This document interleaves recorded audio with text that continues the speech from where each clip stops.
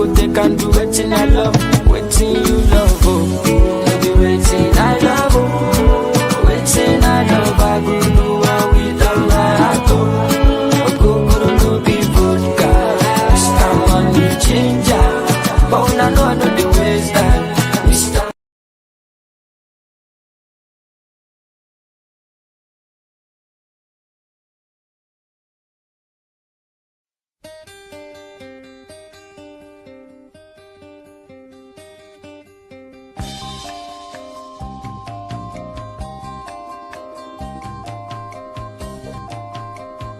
You've been gone, it's an empty home.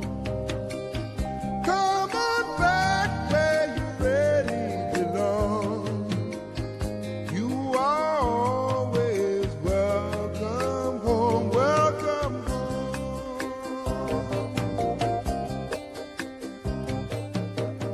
You've been kept down for much too long. Stand up, please, and say I am free. Don't forget you are welcome home, welcome home. Come with me on this happy trip back to the promised land. On this happy trip back to the promised land. Good evening and welcome to Conversation Beyond Borders. I'm your host Kikie and we're streaming live on HYT African TV across all social media platforms. Ghana's economy in 2025 is showing signs of stabilization. Prices are easing and government spending is tighter. But do the public really believe in these results? Tonight, we take a closer look at responsibility, performance, and credibility with voices from the government, the previous government, and also a third force alternative to shape this conversation. Before I introduce my amazing panelists for the show, let's go for a quick commercial break. We'll be right back.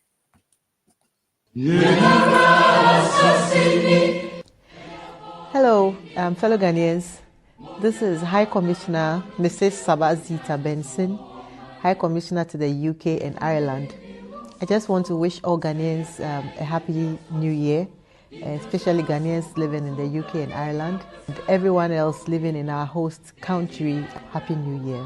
Last year was very successful for us as a mission. We deepened bilateral relations with the UK. We also deepened relations with the diaspora here in the UK through various means, through church visitations, through market outreach, through our own programs that we organized, for instance, like the first ever Christmas carols that we organized at the Church of Pentecost. We also brought in the Ghana card. And as we speak, so far, we have about 241 applications, successful applications on the Ghana card, people who have received their Ghana card. We also resumed our mobile passport services. We did Manchester and we did Dublin. The first quarter we'll be doing Birmingham. So we are looking forward to greater things in 2026. We are calling on everyone to collaborate with us, to work deeply with us. We want to get closer to the people in the diaspora. So as a mission, you'll be seeing us in your communities, you'll be seeing us working with you. We are looking at, for the first quarter of 2026, having some business forums, business summits. We encourage you to look forward to our business summits that we'll be organizing soon. Details will be out soon. So if you're interested in doing business in Ghana as a diasporan or as a business person, when the details come out, you can join us. I also encourage all Ghanaians to register on our website. We want to have a proper database of Ghanaians living in the UK and in Ireland, so that we will be able to know who is who and who is where, just in case of an emergency. So please go online and do register on our website as a Ghanaian. I wish you all a very happy new year, blessed new year. May 2026 be better for all of us. And as a mission, you can definitely count on us. Thank you. Happy New Year.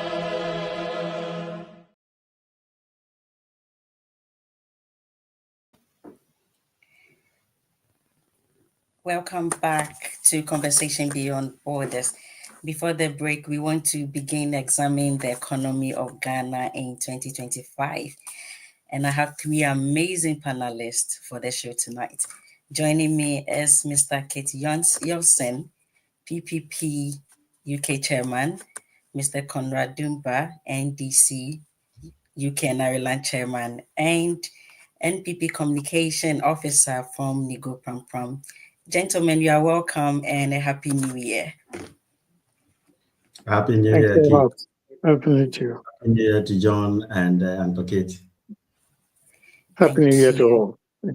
Thank you so much for joining us tonight. Let me start with Mr. Kate. As a third force voice outside the two dominant parties, which is the NPP and the NDC, how would you assess the management of Ghana's economy in 2025 so far, particularly in relation to fiscal discipline, inflation control, and public confidence? Well, thank you. I'll say hello to fellow members of the panel, yourself as the presenter, and our listeners. Of course, I mean, with any new government brings new changes. Ghana is starting to recognize the NPP's, NDC's past 12 months in office. Obviously, we're expecting different things and better situations, if at all possible. And so we are eager and anxious looking for these signs. It will be very difficult, in a nutshell, to make a judgment straight away based on from the point of view of the performance of the government economically to this date. But one thing that stands out clear is some changes that we are observing. Particularly, I've got to use my own experience. I mean, I've been in Ghana before the elections. I was there. I was there in Ghana when the elections took place. And I saw the things that were taking place. I was obviously expecting improvement. And I think I started seeing some improvement in there. And for instance, the Kumasi-Accra Road, it was under construction. Work was taking place while I was in Ghana before the elections. And after the elections, I've seen that there's a great amount of progress in there. And from central region into Accra to the same thing, So obviously, I mean, the government is working harder to complete these two major routes in our country. And I would say that is a very good sign. I'm not sure of all other areas in the country, but I think these are good signs because these roads given to contractors must be built according to plan.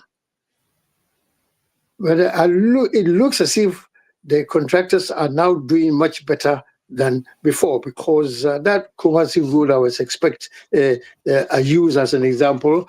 The contractors were understood to have laid down their tools because they were not being paid and all that, which is what's quite unfortunate for us. This current administration, for the past 12 months, I understand from the reports that we receive that they have paid the contractors for what was being owed to them by the previous administration. And that is a feather in the cap of the present administration. And we want to see the same thing in all the areas. That's one aspect that I can see. And employment, the youth that are not employed, the rate of unemployment in the country is very concerning because we do not expect students to go through up to university and come and stay home. For years, graduates or students who want to seeking work they have not got the jobs to do, even though the youth had been crying over jobs, i.e., under the canopy of fix the country. We, if I say we, our administration did not listen to them. Particularly, I made an effort to, I wrote, and the government must have this on record, asking the government to listen to the youth, to fix the country group. I received no response. This was published. It's not a private letter. There was no response. But in any good management of the country, if people are complaining, you must listen to them. Whether they are for or against you, it does not matter. The nation is just not for politics. Politicians will come and go, but the nation still stays. That's why I was concerned about that. So I want the government that listens. The best way to get on is to listen to the people who complain. That is where the problem is. And I hope Thank you. Okay, go ahead. Thank you very much, Mr. Yasin. John, Okay. from the opposition standpoint, what do you think about the economy?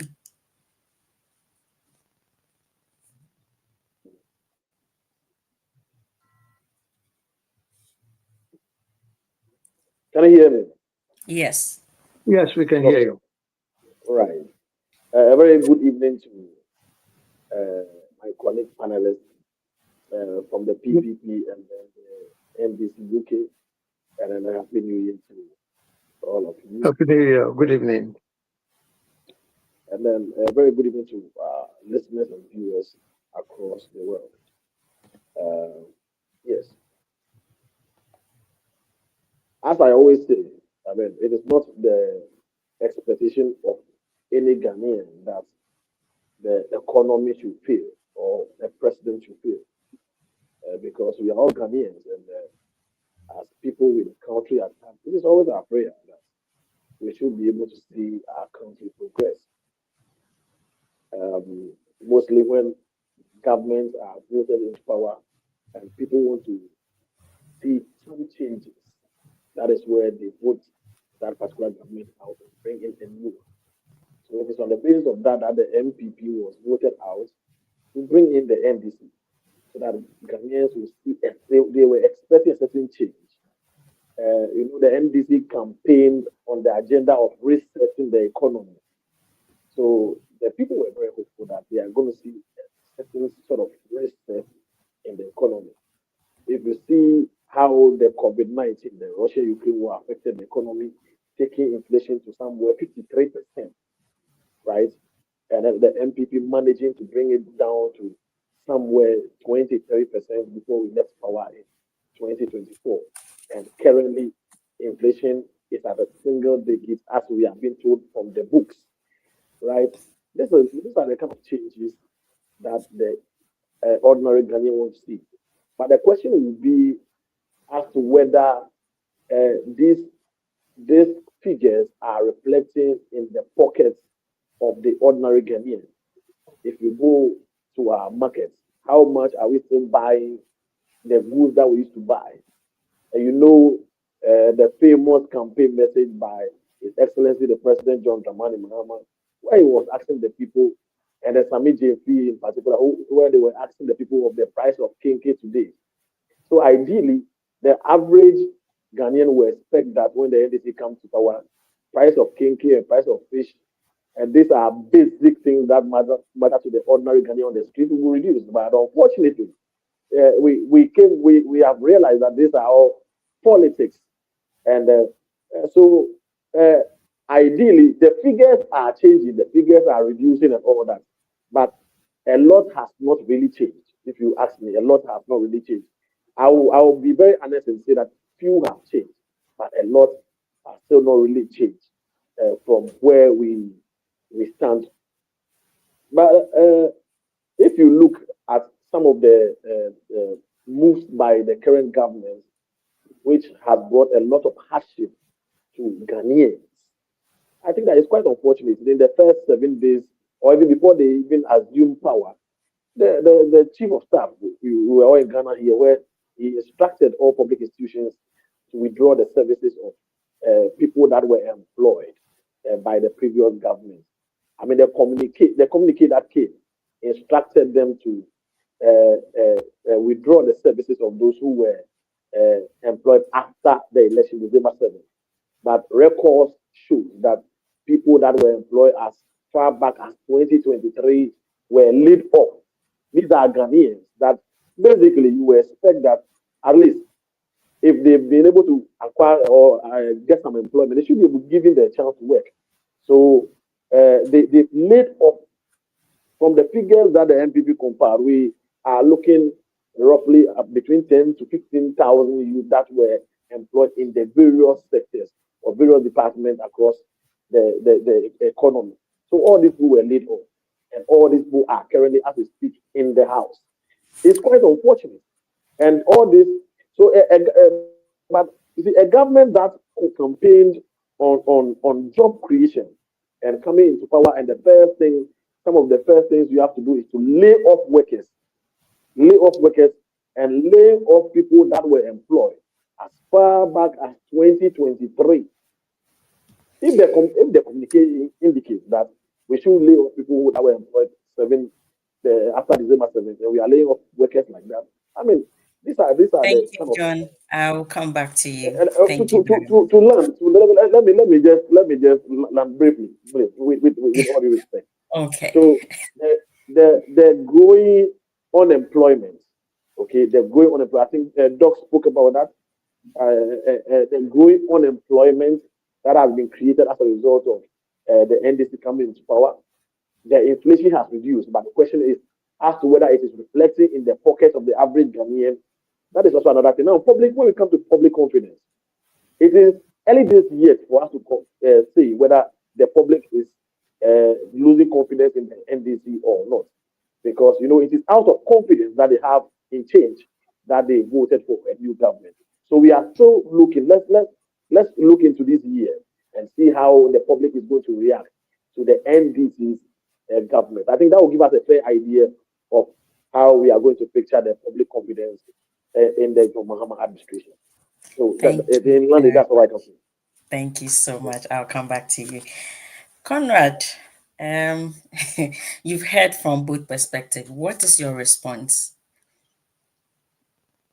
Oh, thank you very much, Kikie. And it's my pleasure to share a platform with my good brother, Uncle John, and of course, my elder brother, Uncle Kit. When we talk about the economy, we are talking about practicals. And I think that maybe I would even start by referencing the recent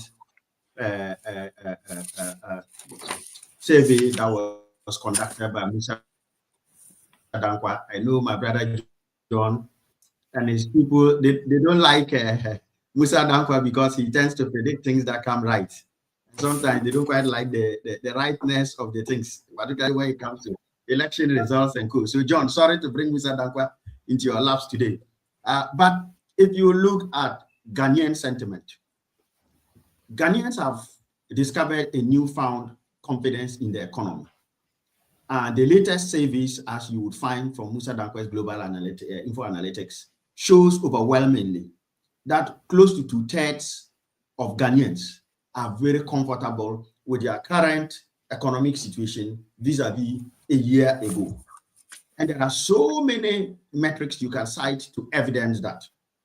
But I just wanted to start by underlining, this is the people speaking. This is not Musa Dankwa speaking. This is not me speaking. Unfortunately, I'm not in Ghana, so I wasn't part of the survey.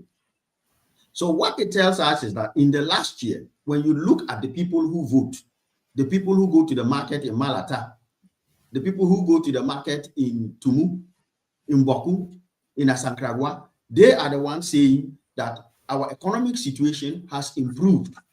And the improvement is not just in numbers. Then you go to the IMF. The IMF, if you follow recent developments, are the best friends of my Uncle John and his MPP. Even the IMF itself, when you read their latest report, and you would find the IMF's report on Ghana's economy, if you look at it as a class report, it's an A+ report.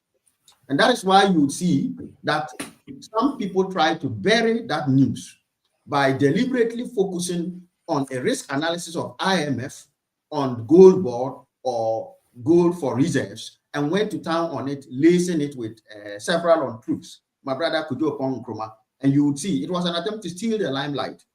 But when you peel that off and you look at what is the IMF saying, you can actually even quote from the IMF's own report. The IMF is very clear, right, on a number of areas. It tells you, and I'm paraphrasing, I'm not quoting. IMF, these are their own words, robust growth or robust expansion of the economy as high as 5.3% year on year as of Q1 of 2025. When it comes to inflation, the IMF tells you, and these are their words, inflation falling steadily, reaching single digits by late 2025. The numbers are there, from 23% when MPP was exiting office to 6%. Look at that drop. A 17% drop. That is huge. You go to fiscal positions. Our fiscal position has stabilized so much that when the FY MPP government was leaving, just even look at our debt as a debt to GDP ratio. That is a function of how much debt you owe versus how many assets or GDP you owe. So if your total GDP is 100 cedis and you owe what?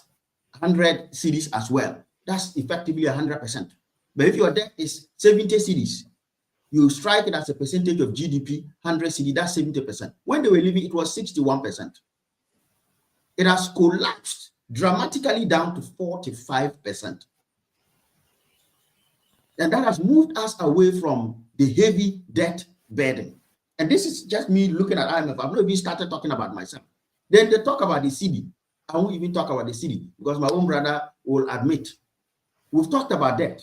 And crucially, if you look at our direction on the IMF program that our brothers in the MPP ran the Ghana bus into a wall and took us to, we have met every single metric that we were even supposed to meet by 2028.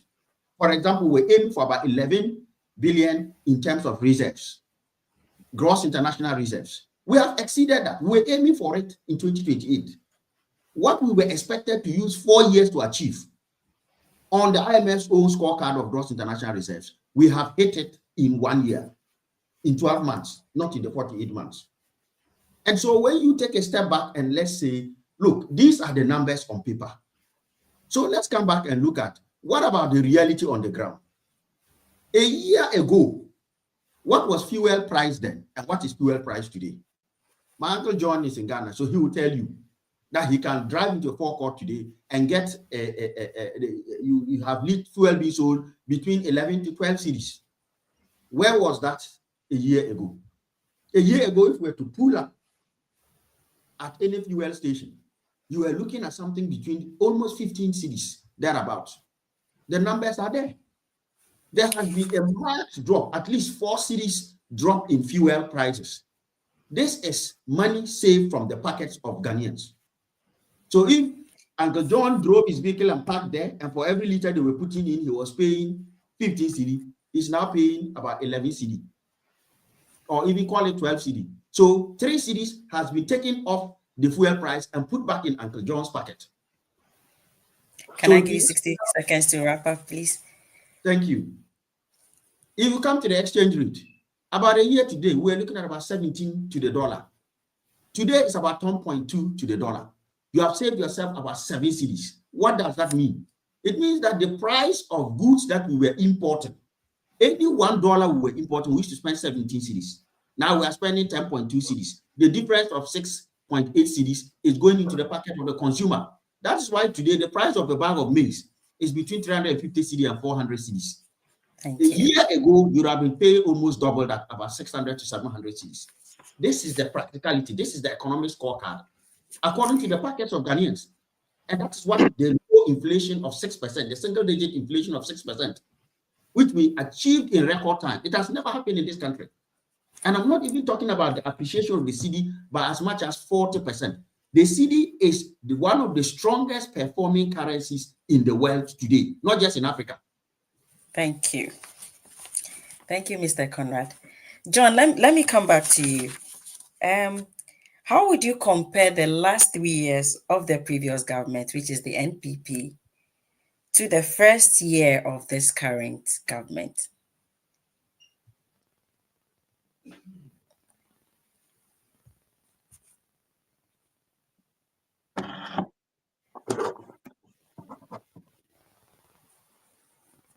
I'm sure we've lost John. Hello, John. Can you hear me? It seems we've dropped him. Hello, John. Okay, Mr. Kid, let me come to you whilst John. Oh, okay. Okay. I think it will be very difficult to compare 3 years to 1 year. I will summarize it by saying economic growth for the nation. That is where we get all these indicators, all the answers from. When we say economic growth, it means welfare. It includes the welfare of the people of Ghana, their prosperity, the health of the people of Ghana. Because if the workers are not healthy, they cannot produce. And the self-employed individuals who are farmers, fish farmers or poultry farmers or other types of farmers, they cannot go to the farm if they are unwell. And the question is, do we look after our people in the hospitals when they are not well? I believe the answer is that no, we are not even able to offer to give them free medical treatment. Mr. Kidd, the COVID levy was removed within the first year of the NDC compared to the last 3 years. It's very good. I'm pleased that has been done. But the point is that we shouldn't have introduced the COVID levy in the first place. In the United Kingdom here, there was no such a word as COVID levy. Whereas in the third world development country, we put in the COVID levy, which was very sad for the nation. Sad for the nation in the sense that those people, the elite, the big men, the honorables and all that, when they are unwell in Accra, they fly to US, they fly to Ghana for further and better treatment. And we've got examples of all these, and we want to kill off that.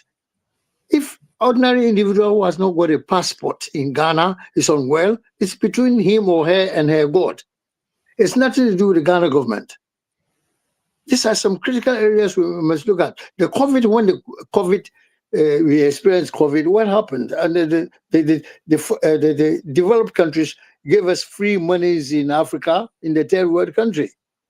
So introducing the COVID levy was honestly a bad mistake done by the government, irrespective of political lineage and all that. It was sad, and I thank God that it has been removed.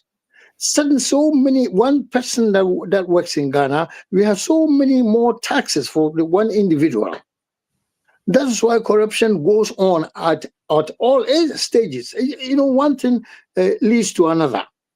If you introduce a COVID levy in Ghana or in Africa, that was a joke because they were receiving free money from the international community. It should have happened in the first place. And in the second place, when the MPs and ministers and the presidents are unwell, they fly. They fly into Heathrow Airport or John F. Kennedy Airport, for USA and UK and European countries for better treatment. We want that to be erased. So thank God that the COVID levy has been erased. But there are so many taxes that the individual worker, average worker in Ghana pays. That shouldn't be the case. So at the end of the day, if one is earning 100 cedis per month or 500 cedis per month, you will be very lucky even to bring home 200 cedis. Almost all of it is gone in taxes. These are areas that we've got to kill off and never to rise up again, but encourage businesses and industries in the country to produce. We do not produce to the world, into the competitive market. That's the greatest problem that we want to eradicate. So when I heard that the NDC administration will be introducing 24/7 our economy. That was the greatest thing that we not only Ghana but the whole Africa needs. We must be producing all the time, at all times. I mean, all hours. We work in the 8 hours per day, the morning shift, afternoon shift, and night shift. Things will be much better for us. We've got to support the manufacturers, the Thank you private so individuals much. who produce to export to outside the country. That's when we are going to improve on our purchasing power.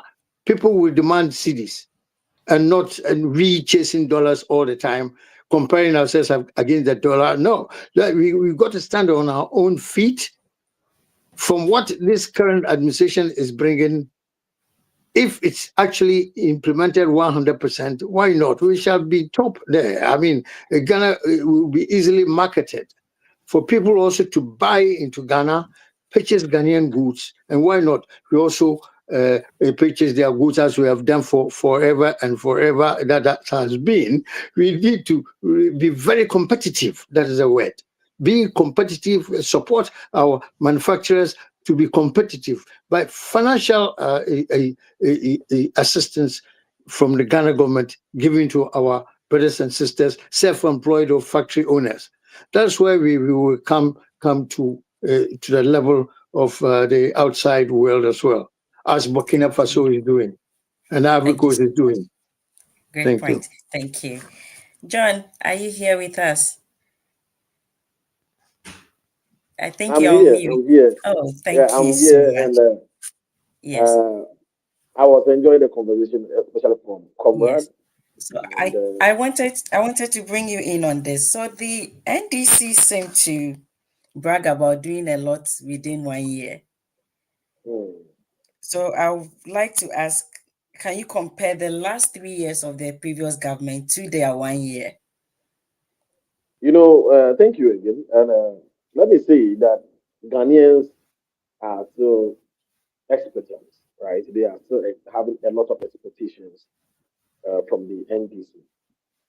This is a government that campaigned on ending galamsey within 1 week in office. And this was popularly said by the likes of Sam George, Honorable Okujeto Ablakwa, Sami JP, among others. They promised Ghanaians that they are going to end galamsey. Now, all of us will agree on that, on the effects of galamsey on our livelihood as Ghanaians, our water bodies, and the cost of living. Because as we speak now, the PURC has announced an increase in water tariff and then utilities effective 1st January 2026. And all this we cannot speak without attributing some of these increments to the effect of galamsey on the economy. Now, they also campaign on the 24-hour economy, as Anka Keith rightly said. Now, it is unfortunate that we found ourselves in a government. We have to live with a government that has prioritized spending so much on the stabilization of the city than looking at the various alternatives that will rather help stabilize the city. You will agree with me that the 24-hour economy is as announced. Well, it's a very fantastic policy. The one job, three shifts. We are going to look at the kind of jobs, the number of jobs that this will create to the average Ghanaian, where we have a lot of our people working. And this is going to bring money into the pockets of Ghanaians. How much do we really need to be able to run this 24-hour economy? We have been told, if Comrade will correct me, we have been told that we need $4 million, if I'm right, $4 million to be able to implement full-scale 24-hour economy. So to be able to implement a full-scale 24-hour economy, we need $4 million. Now, trust me, $10 billion have been spent so far in the NDC's attempt to stabilize the city as against the dollar. it is good news, okay, for us to have the CD or the currency being stabilized. But the methodology being used right now is what a lot of experts are having problems with, because if there are other things that we can do to help stabilize the city against the dollar, including job creation, okay, creating opportunities that and then other ventures that will help stabilize the city. And then we are investing so much. We are investing so much, dipping our hands into the reserve, bringing out what we have in there, okay, to help stabilize the city. Someone will ask, I mean, it will be prudent to ask that how sustainable can this be? How sustainable can this be? Are we going to drain the reserves of the country just because we want to stabilize the city? That is a question to ask. Now, if we are going to compare what the NDC have done so far, I spoke about the termination of various appointments or job offers by the SYN MPP administration. So the creation of unemployment, they have created unemployment. Ghanaians are still expecting them to implement full-scale the Nkukon Ketinketi program. Ghanaians are still expecting. Now, Ghanaians are still expecting that the 24-hour economy, as I said earlier, will be implemented. If you compare this to the MPP government, where Comrade will make us believe that the MPP led a very terrible economy, as he tried to say in his earlier presentation. But you agree with me that under this same economy, we had the MPP implementing the 1D, 1F, right? The 1D, 1F. When the 1D, 1F is the 1D, 1F is one of the ways by which the MPP brought money into the economy. If we look at how the inflation dropped, okay, from as high as 54%, okay, post-COVID to 23% before we left power. And if we look at the falling, the gradual falling of the cedi to the dollar, where we left it around 14.7% of 14.7 to the dollar, okay? These are all effects of the 1D, 1F program. The MPP also was able to secure ambulance for every district in Ghana. Every district in Ghana, they were able to secure ambulance. With our famous free SHS. This was money, as Comrade rightly said, this was money in the pockets of Ghanaians. The free SHS policy was money in the pockets of Ghanaians. Now, what's the story today? We are having situations where parents are being made to pay as much as 15,000 Ghana to be able to access education, or for their work to be able to access placement into some institutions. This is the nature of the road that we are having currently in the education sector as a result of change in government. You understand? And we can talk about a lot. MPP also introduced the drip machines. The drip machine that was introduced, where now the NDC has been able to find a job in that sector, where they have been able to appoint a national drip coordinator, a regional, various regional drip coordinators, a district drip coordinator. They've created jobs for their people. So these were all things that were left by the MPP for the NDC to come and enjoy. Now, he also spoke about reduction in fuel prices. And now, anybody at all, what did the MDC do? What did the MDC actually do to see to the reduction of fuel prices? You and I know, Comrade over here knows very well that when we talk of oil prices or fuel prices, it has to do with what? The global trends. It has to do with global trends. If Can you I are give you fortunate 60 enough, seconds to wrap up for me? right? Thank you. So if you are fortunate to fall in the period of the boom, okay, then you will be privileged to enjoy some drop in fuel prices. And you know how the OPEC operates when it comes to the adjustment in fuel prices. So if you ask Comrade right now, he will not be able to pinpoint exactly what the NDC did to help drop fuel prices. All these are global phenomena where you can be fortunate sometimes, or sometimes it can be a misfortune to you to fall in at the bad side of the global trend. So I think that comparatively, And it will not be so well, it will not be so good on my side to do this comparison because we'll be comparing MPP's last 4 years, okay, to NDC's 1 year. But if you look at the campaign of the state that we saw, it will be good for anybody at all to do the comparison we are doing. So I think that as I said earlier, it's early this year, but Ghanaians will be the ultimate. If you go onto the streets and you ask anybody at all, how are you doing? The person will just say, I'm managing as a result of the kind of system that we are inheriting, where everybody in one way or the other has become a manager due to lack of job creation. Teachers are on the street demonstrating, and nurses are demonstrating for non-paid salaries and all that. So I'm just hoping that we'll not go to the situation where we'll have unemployed nurses and unemployed teachers association in the country as a result of change in government. That's why I can say for you. Thank you so much. Conrad, can you name one or two fiscal policy that the government has to implement to salvage the economy? So thank you. A lot.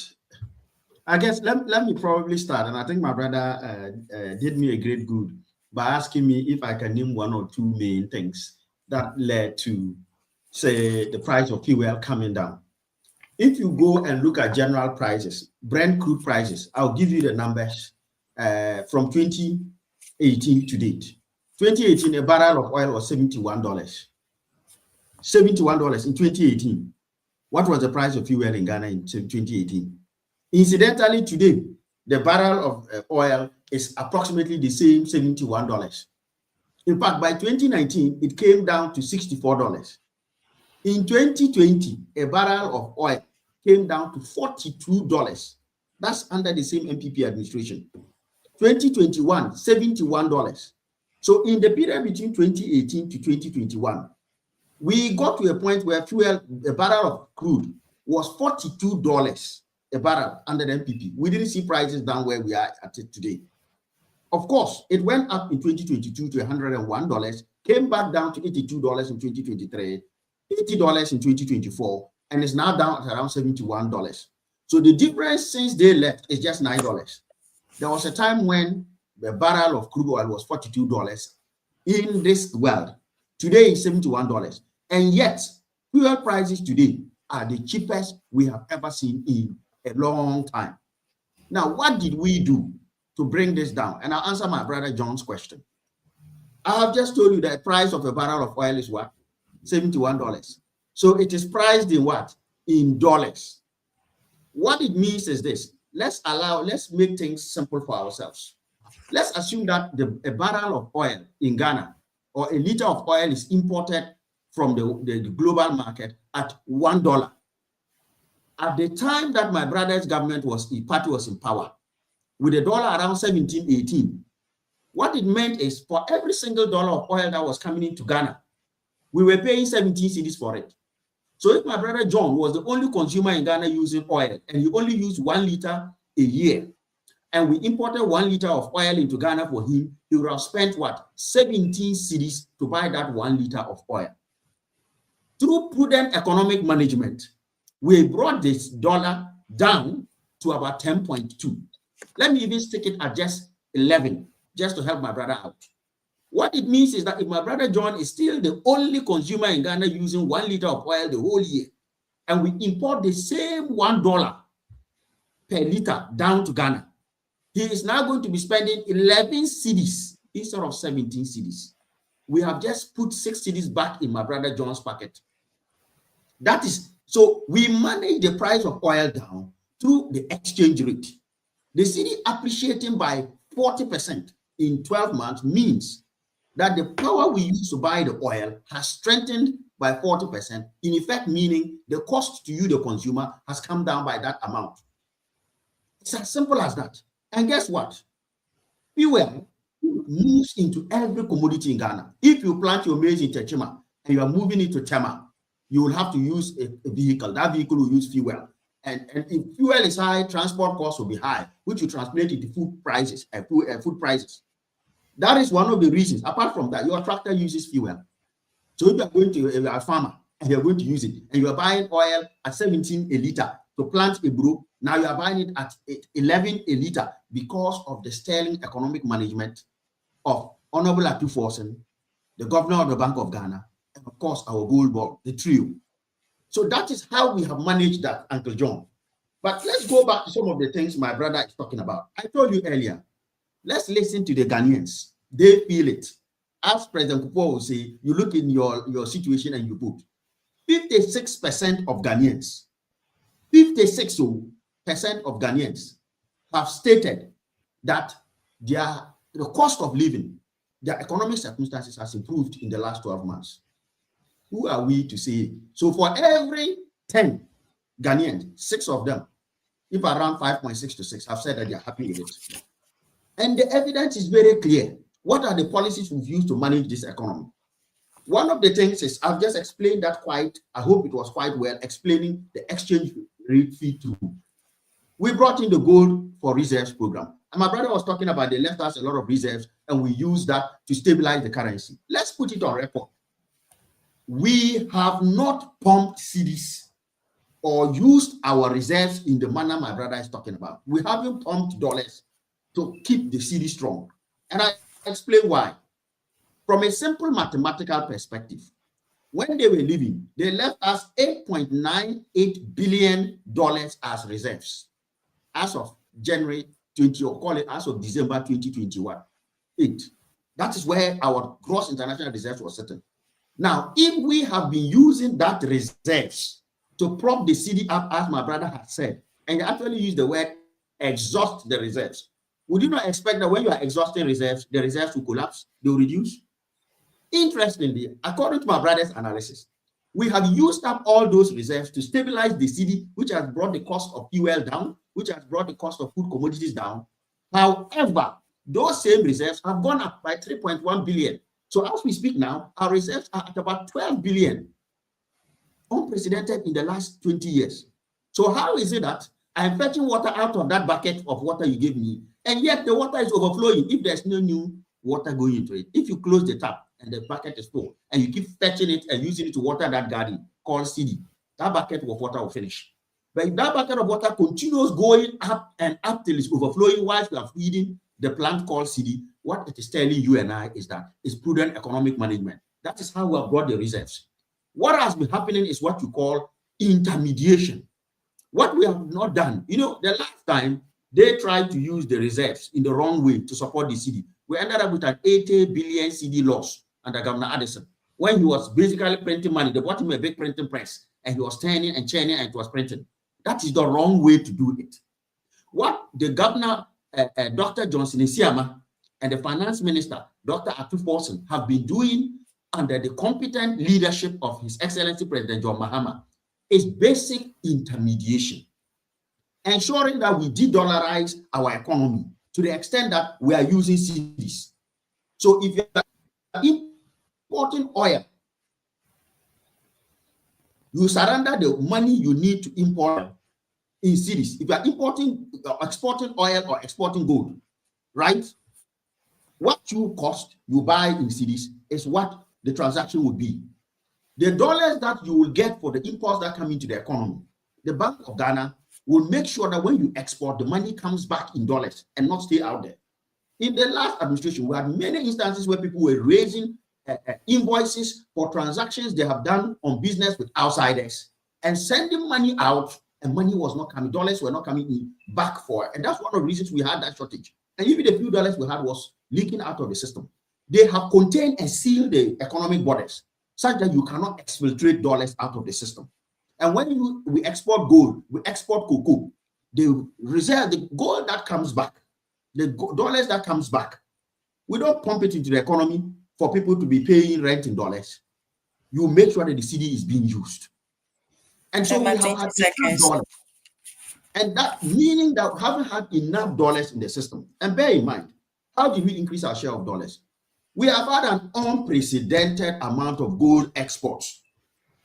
Gold and cocoa alone brought us in the first 3 months over $5 billion worth. And when you have enough dollars and the cedi is there, it's a simple game of demand and supply. When there's more dollars in the system relative to demand, the price of dollars will come down relative to the cedi. ABC.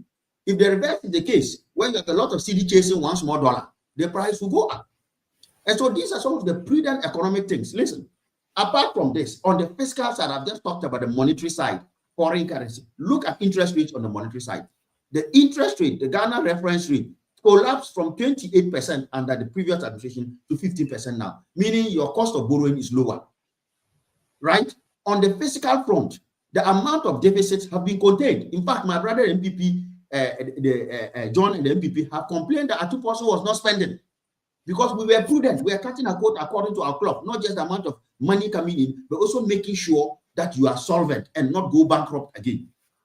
And we even put money in the pockets of Ghanaians by canceling the e-levy, the famous e-levy, COVID levy, we canceled it, National Health Insurance levy, and Get Fund levy. These were previously, if you look at the way our VAT infrastructure was set up, these were previously not deductible. So it was a direct cost to consumer. Now they are VAT deductible, meaning when you collect it versus what you pay, you net off. We have put, by a combination of just canceling COVID levy, 1st of January, a few days ago, canceling COVID levy and making sure we re-streamline the National Health Insurance and the Get Fund levies within VAT, we put $5.3 billion back into the pockets of Ghanaians.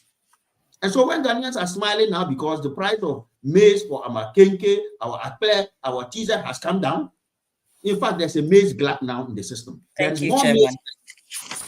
And so my brother John knows it. If my brother jokes today, he can give us the same money he bought his bride of maize last year and we'll give him 2 bags. No Thank shaking. you. Thank you, viewers. We will go for a quick commercial break, and when we come back, we'll talk about the gold board saga. Stay tuned. Merry Christmas to the great and good of the NDC UK and Ireland chapter, and a Happy New Year to come in the next few hours. This evening, I come to your homes with fraternal greetings in comradeship and in gratitude to thank you for the year 2025, for the dedication, the commitment, the perseverance, and for the beautiful journey and comradeship in 2025. Together, we have made great achievements. We have done a lot to take our chapter to the next level. We have continued to integrate more branches and continue to strengthen our operational processes, digitizing our applications fully to ensure that we are smooth as an organization in our operations. I want to thank you and thank the Almighty God for your life and for the life of President Mahama and the Vice President, Professor J. Nana Okupe-Adjumah, and of course for the lives and dedication of all the ministers, appointees, and the many teaming members of the NDC and general Ghanaians who have worked hard to ensure that our economic gains in 2025 have been of our kin, our folk in Ghana. May 2026 bring us better tidings. May our dreams continue to be realized as family, as individuals, as a chapter, as a party, as a country. May the good Lord shine upon us in 2026 and give us the strength and the perseverance to achieve our objectives as a chapter, achieve our objectives as a party, achieve our objectives as a government. I trust the Lord will bless us all with good health and give us the realizing of the dreams that we seek in 2026. May the good Lord bless us all and give us the strength to continue to ensure that His will is done in our lives. Stay blessed, comrades, and enjoy 2026.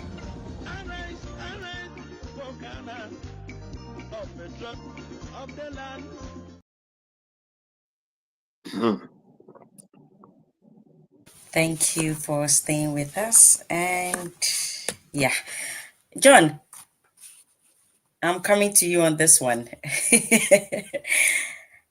With the gold board compared to the gold for oil, which is more viable and transparent?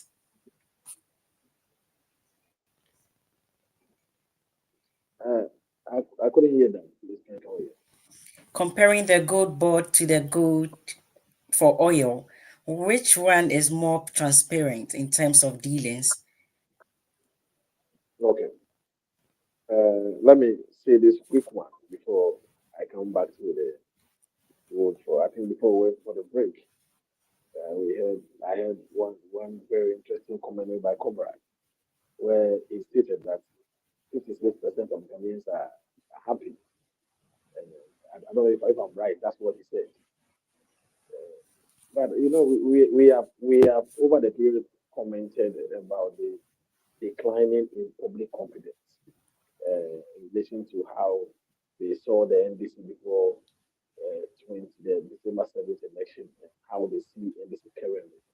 So if 57.06% of Ghanaians voted for you, of the electorate voted for you, and today 56% of them, 57.06% of them voted for you, and today 56% of them are happy as per your own Musa Danqua's survey and report, and we should be happy, and we think that is a good news. I mean, the answer still lies in the hands of Ghanaians, and I think that they will be the best answers to some of those things. Now, if we look at the issue of food for oil and then the good board issue,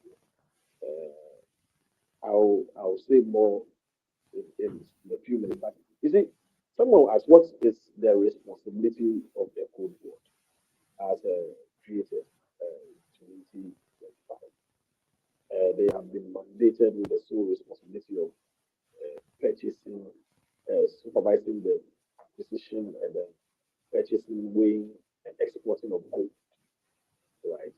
And if we look at what has been happening so far, I mean, they started, and a lot of people were happy with how the CEO, Sammy was handling events. Obviously, when we bring it to the human face, there's a lot that has been said already.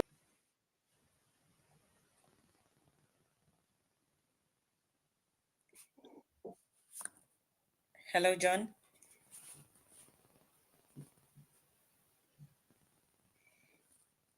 Okay, I think we just lost John. We'll try to get him back. Let me, Conrad, can you give us an explanation, an educative explanation on this whole good board issue? Thank you very much, Kikie. I think that the reality is that this whole gold board matter that was brought to us by a press conference by the Honorable Kojo Oponkroma is what the Englishman would say, or specifically Shakespeare would say, much ado about nothing. There was no news. Absolutely no news at all, for many reasons. Now, what is gold board all about? I think my brother John is back. So, John, go ahead. Sorry. Hello, John. Are you with us now? Yeah.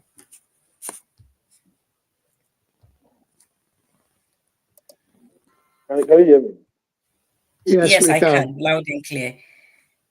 Yes. So this issue of good board has been one of the issues that has been trending for the past weeks, where the CEO, who has been lauded or has been applauded for a good job done, has been in the news making very serious comments. Now, if we look at the gold board and their responsibility, they have been mandated with the sole responsibility of seeing to the acquisition of gold and exporting seed and refining the gold into various jewelries and all that. I think that they have been living up to their mandate until recently, where we are seeing the various issues rising, and that started from the IMF reports indicating that there is a loss of somewhere $214 million. Now, this losses, the record of these losses is from, as at the time the gold board was instituted, to somewhere September 2024. And I mean, if we look at up to December, up to now, we are looking at something around $300 million to be the losses that the gold board has incurred. And it is funny because what is the function of the gold board is they have been giving money to see to the acquisition of gold. Okay. Now, a government that even campaigned on the agenda of ending galamsey, where a lot of comments have been made that this same gold board has been buying gold from galamseyers and all that. That was some of the surface issues that came, where they came to rebut that and all that. But I'm finding difficult to understand the issues. If you have given money to somebody to go and buy gold, and the person goes to buy the gold, and the person still makes losses, it is a very serious issue. It's a very serious issue. So to lose about $214 million, I think that is a very serious thing that every Ghanaian, and as the minority has indicated, every Ghanaian must be worried about. And a bipartisan committee of inquiry must be brought into this matter to investigate some of the issues leading to the losses. Okay, and if we look at the gold for oil that you earlier indicated, what was the reason for the introduction of the gold for oil? It is in a way to stabilize the city. Okay, even though it was short-lived, it was in a way to But stabilize. they didn't stabilize the cities in the past government. It was something that was being ruled out. Okay, before the change of government, and we saw the period where it was introduced to the time that we left power. So we cannot look at the full benefits that we would have been able to obtain from the gold for oil issues. Okay, I'll leave. I'll pause it here for Comrade and the other two. Okay. I'm trying to get some figures. Thank you. Okay, so Conrad, I'll get that one and come back. All right, we'll come back to you. Conrad, let's get to you. Thank you very much, Kikie, and thank you, my brother John, for making a start. I hope you can hear me. Loud and Oh, clear. yes, we can. So, as I was saying, and I'm glad that my brother has made a start on it. First and foremost, this whole so-called gold board saga in the words of Shakespeare is much ado about nothing. Why? First and foremost, if we are looking, we've just talked about the role of our reserves in ensuring, and that's our gross international reserves in dollars, making sure we have enough dollars in the system to satisfy domestic demand for dollars to import chicken and towels, and I'm talking about the towel in your wachi, your willy, and cool, offals and car parts into the country. It is through making sure that we have sealed all the leakages in smuggling of gold, meaning now we only have a few authorized people on gold board licensed website that can aggregate and sell gold. And by the way, there are about 51, 52 aggregators, not the single one. If you go to their website, go to repository, look for licenses, you'll see the full list of them. It's not only the one company that they have been making noise about. A very structured approach to ensure that our export of gold is not haphazard. People can not just get up and walk in, buy gold and walk away, and the money never comes back. It is by streamlining this and making sure if you want to export gold for now, at the moment, you will have to pay your dollars if you're a refinery in UK or France or Dubai or Mumbai or Singapore or Egypt, and you want gold from Ghana. You sign the agreement with the person who is supposed to send you the gold. The aggregators, they collect all the gold from the small scale buyers, aggregate it or put it together into one big ball to be able to export under the supervision of gold board. Apologies. That's okay. If you want to export gold, you pay your dollars into Bank of Ghana's account in dollars.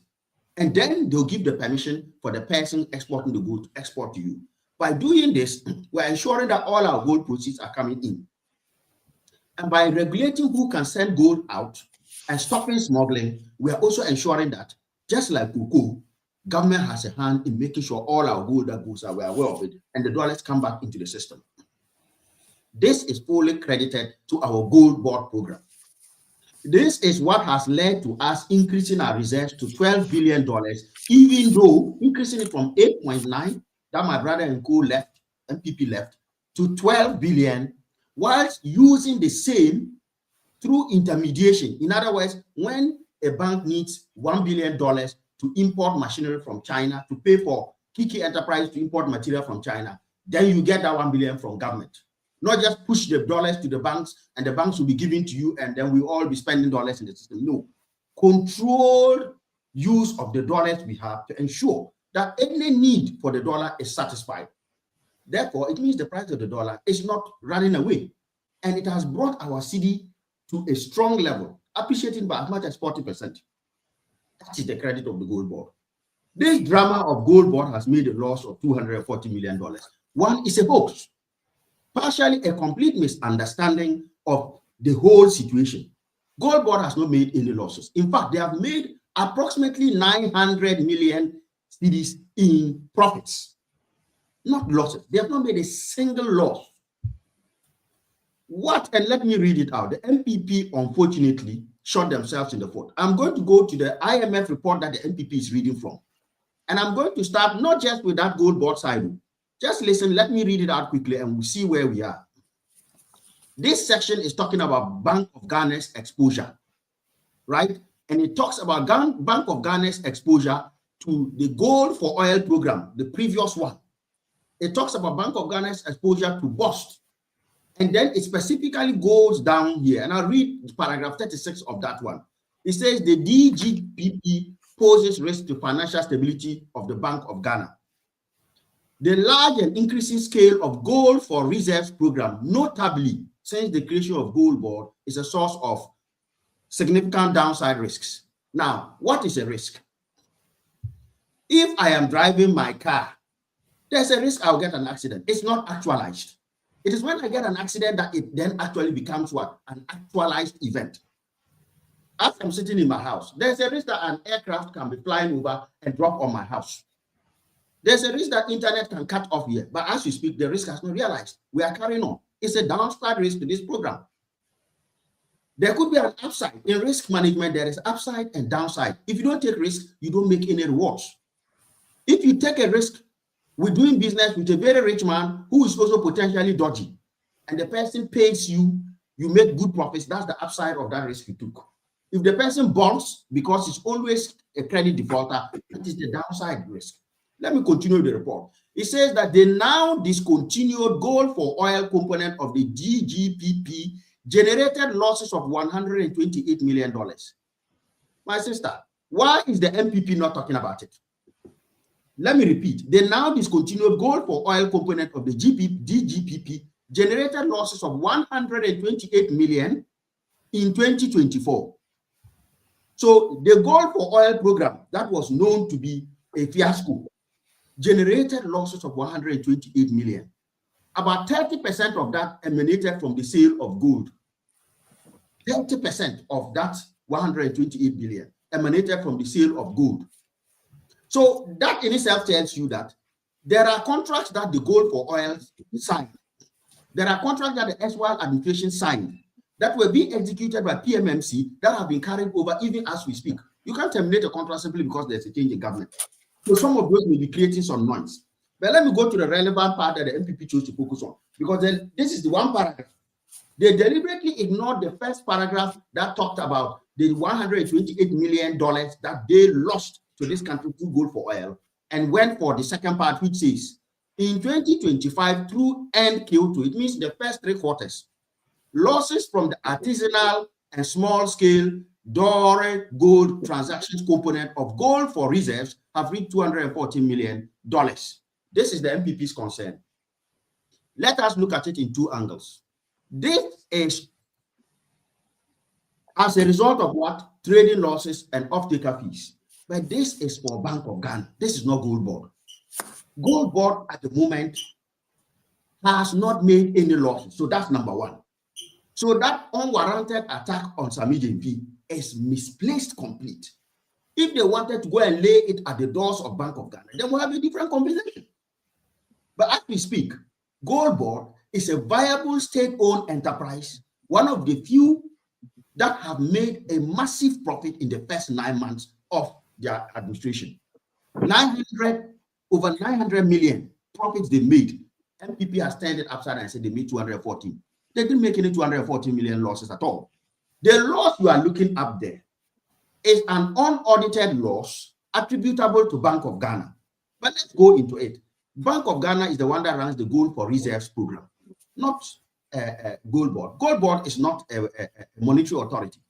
It's a central bank that has to do with monetary stuff, reserves.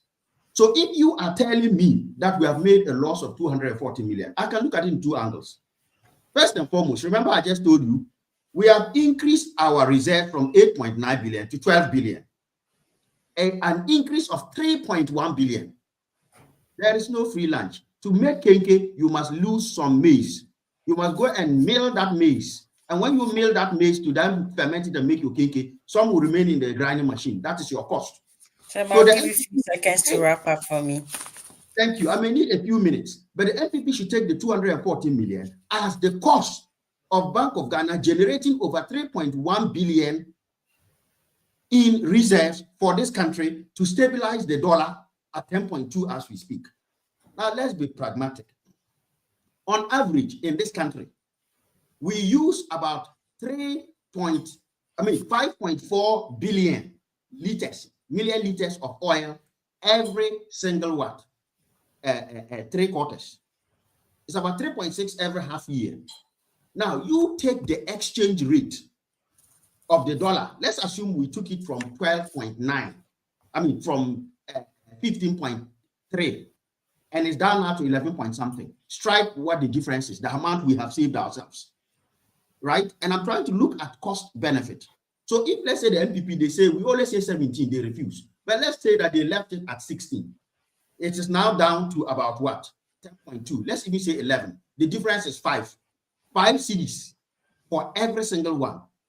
Now take that 5 cedis and multiply it by the amount of fuel, the savings. Every Ghanaian has saved themselves 5 cedi per liter. So if you have been using 10 liters a day, that's 50 cedis you saved yourself. Multiply by 365. You are looking in more than 10 times the value we claim the Bank of Ghana is losing. But in any case, they themselves should be telling us this. The Bank of Ghana is not a profit-making entity. It has certain monetary objectives it has to comply with. Price stability, bringing inflation down. And that's why it uses interest rates as a tool to try and manage inflation. So when you see inflation is too high, what do? You can choose to what? Cool down the economy by hiking interest rates so that you take out some spending power from the economy and therefore you dampen it. They don't go and count the cost of doing that. In this country, when we're doing quantitative easing, did you see Bank of England come and tell you that the cost of quantitative easing is 1 million, therefore you do that? It is not a profit-making entity. So when we call it Gold Board, in the first place, it's misplaced. Gold Board has not made a loss, full stop. In fact, Gold Board has made almost 4 times the profit of what they are saying, about 900 million profit and not 240. And so the conversation has to then move to the central bank. What are the central bank's objectives? Now, let me take a very simple, commonsensical approach to this. Somebody lost me $128 million in 2024 and sent my CD up to 18 CDs, put my economy in intensive care unit, destroyed all economic metrics, left me inflation at 23%. Another person came. Let's even assume you are at 128 is there. They've incurred $240 million. Let's assume it is a loss for a second. And in return for incurring 214, they have increased your gross reserves by over 3.1 billion. They've brought inflation down from 23.7% to 6.8%, a 17% drop. They have brought interest rates down from 28% to 15%. They've brought the price of a bag of maize down from over 700 cedis to about 350 cedis. They have brought the economy to a very stable level. We should stop counting things that don't exist and focus on the reality. And if the MPP wants to discuss what the 240 million at Bank of Ghana is, let's have that discussion. But until then, there is nothing to talk about at Gold Board. There are no losses. We carry on as it is. Thank you. Mr. Kit. Well, thank you very much. And thank Brother John and my MPP brother as well. One gets more, the more we read about Gold Board saga, the more confused we get as Ghanaians. I must be quite frank. Growing up, I grew up from a family where grandfather was a goldsmith. So I know what gold dust is, the raw gold, before it's melted into a gold bar. I grew up in a home where this was happening. In a town of Takwa, where the State Gold Mining Corporation, the miners go deep down, miles down on the ground to bring gold. So I've seen raw gold before. So when I've been reading this, I get more confused. It's very interesting that at one stage we are talking about $214 million loss, and the other argument is it's a profit. What I will say is that in this world, we only have specialist gold miners from South Africa and nowhere else, not the United Kingdom, not United States of America, but South Africa, Johannesburg, Pretoria, that kind of places. There were the originators of gold mining. The specialists are from South Africa. Have we, all along, I expected to see a simple forensic audit report by auditors from South Africa who are specialized in this gold mining industry. You know, both sides of argument are plausible. They all are acceptable. It should not become a political banter at all. All we need is transparency or understanding. Most Ghanaians I talk to, they get confused. But I'm not confused. What I'm expecting to see, or we Ghanaians must look at, is a complete forensic audit report about this before we agree whether 900 million or 200 plus or 214 million minus is the right word. I got a difference of 686.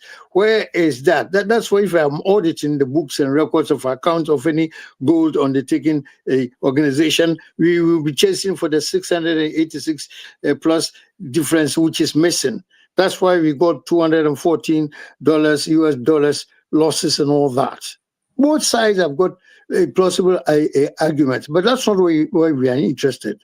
We are not talking about politics here. We are talking about real money, hard currency. So we need that. That principle is what is missing, and I get disturbed as a Ghanaian.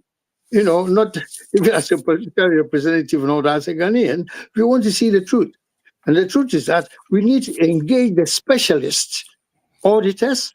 It's not ordinary practice accountants here in London or in Ghana that can easily audit such an undertaking.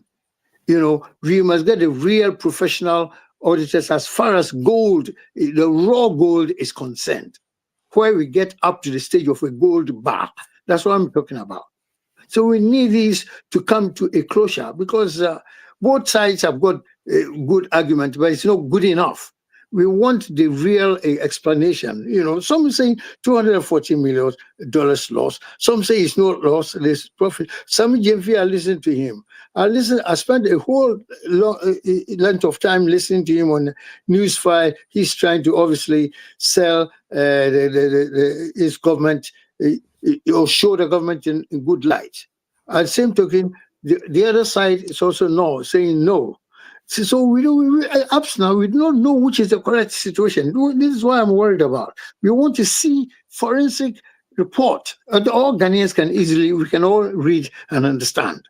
We are not comparing apples to tomatoes or potatoes, but apples to apples that we know. Therefore, the auditor, the forensic auditor, is the one we want to read from, and we will have full confidence. Right now, everybody listening to both sides of the argument is correct, but there's only one side that can be right. Two sides cannot be right when somebody is saying minus or plus. This is what we're talking about. We need, because this is money. We are talking of Ghana. Our reserves and all that. We support our reserves by this big money. The differences we have, for instance, you should be funded by our reserves. That means the reserve we have will be reduced or increased. But we need to know the true situation. But I find that the gold purchasing a bit controversial in the sense that we literally are buying from the Galansay people. Unless I'm wrong, it looks as if we are buying from the Comrade people. will not be happy hearing this. Comrade will not be happy hearing this. Oh, pardon me for that. You see, as a true citizen of Ghana, we need to know the truth. You are right. It's Not better. to interrupt you, Uncle. We need to know the real truth. It's a very sad situation and important as well. We need to know the real truth because both sides could be right or could be wrong. And we don't want anything wrong. I mean, in the interest of the nation, we're talking of real money that can do something else, that can help us as Ghanaians. When I go to Ghana, I know somebody who is a trained teacher. She's a trained teacher, and now she's a hawker on the streets of Accra because she qualified as a professional teacher almost 4 years ago. She hasn't got a job. She has no job. It's not only her, but I happen to know her whenever I go to Ghana. That's what I'm talking about. There are nurses, the same. There are nurses who have also been trained.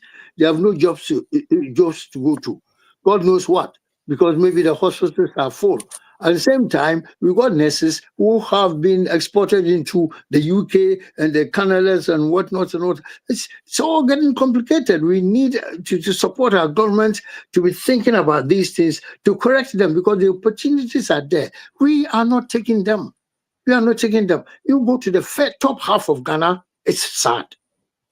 If I say top half of Ghana, I'm talking about northern part of Ghana. It used to be called Northern Territories. From northern part of Ghana, maybe ending at Techiman, Braham region, come down to Ashanti region, Central region, Eastern region, Western region, Greater Accra. I call that southern part of Ghana. But the northern part of Ghana, the poverty that is there, the help that they need, we are not giving them. But we are centered everything in Accra and doing all our arguments about Accra. We've forgotten those parts of Ghana totally. It's 50% of Ghana is northern Ghana. What's the development there? Look at the farms, the yams, the shea butter and all that. There's a great opportunity there. We have not exploited, taken advantage of these things. I'm not saying that there's a progress in southern Ghana at all. Far from that. No, go to Ashanti region. It's only the traders we see in Kantomanto market. Nothing really out there. There's no manufacturing processes actually seriously taking place in Ashanti region, as an example. Go to Cape Coast, almost there's nothing there. And just the schools, apart from schools, there's nothing seriously in Cape Coast. So if you come from Cape Coast, after school, you must go to Accra or Kumasi or somewhere else. So the same thing, go to Hafasni, the same. Driving from Accra to Hafasni, the nearest point to Ivory Coast, is the same story. Beautiful areas, plantations and all that. Come and did the rubber plantations. God knows what we are doing with it. It's almost dead or nothing, And these things we must revive, and that we support this government to be doing that to help Ghanaians. Everybody is converged in Accra. We don't want that to happen. So thank God we want to see this matter of 214,000 or million US dollars. We want to see it. We seek further explanation or education about that. I will not come to sit here to pretend that I understand it. Everybody I speak to is confused. Just maybe John and my brother will understand it better than me. But I would like more education into that. I'm not speaking for myself or political party, but for the whole Ghanaians. Most people I talk to, we don't understand it. So, John, I hope you can help. Yes, I hope John can help me. Thank you. Kikie, a quick one. I would just like to make some few brief comments. Unfortunately, I've not really followed this good board issue, so that's where I'm getting the little confusion. But I believe that in our subsequent discussions, we'll be able to have the proper discussion into this. I think there is an issue that is unfolding. The conversations have just started around the good board, and then the facts surrounding some of these mysterious actions at the good board are still being unraveled. That is how come we have this Bower Rock company emerging, and then we are learning that the Bower Rock company is one way or the other attributed to